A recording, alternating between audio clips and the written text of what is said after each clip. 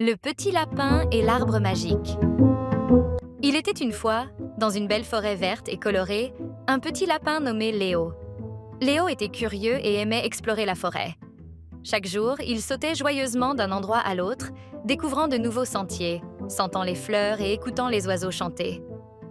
Un matin, alors qu'il se promenait près du ruisseau, Léo aperçut un arbre étrange. Cet arbre était différent des autres. Son tronc était tout lisse et ses feuilles brillaient comme des étoiles. Quel arbre étrange! Pensa Léo en s'approchant. Quand Léo toucha le tronc de l'arbre, il entendit une douce voix qui disait « Bonjour petit lapin, je suis l'arbre magique. Si tu as un souhait dans ton cœur, je peux t'aider à le réaliser. » Léo sauta de joie. Il n'avait jamais entendu parler d'un arbre magique.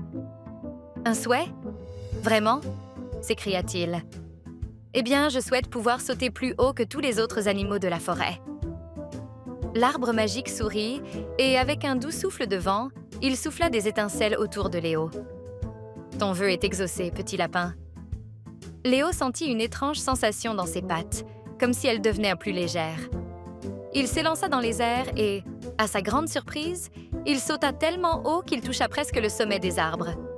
Il rit de joie en tombant doucement au sol. « Waouh! Je suis le lapin le plus rapide et le plus haut du monde. » Mais après quelques sauts, Léo se rendit vite compte que sauter aussi haut n'était pas aussi amusant qu'il l'avait imaginé.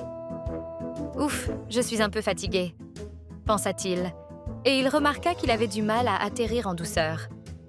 Il avait peur de tomber et de se blesser. Il se rendit alors compte que sauter très haut n'était pas nécessairement ce qu'il voulait vraiment. Ce qu'il appréciait vraiment, c'était de courir librement et de sauter juste assez haut pour s'amuser. Il retourna voir l'arbre magique. « L'arbre, j'ai réfléchi. Je ne veux pas sauter trop haut. Je veux juste être heureux avec ce que j'ai. » L'arbre magique hocha la tête et dit « Tu as bien compris, petit lapin. Parfois, ce n'est pas la grandeur de notre souhait qui compte, mais la joie que l'on trouve dans les petites choses. » Léo remercia l'arbre magique et sauta joyeusement dans la forêt, heureux de pouvoir sauter à la hauteur qu'il voulait, sans chercher à être le plus grand ou le plus rapide. Et depuis ce jour-là, Léo se souvint toujours que le bonheur ne vient pas toujours des choses les plus extraordinaires, mais souvent des petites choses qui rendent la vie simple et joyeuse. Morale de l'histoire. Le bonheur réside dans la simplicité et dans l'appréciation des petites choses de la vie.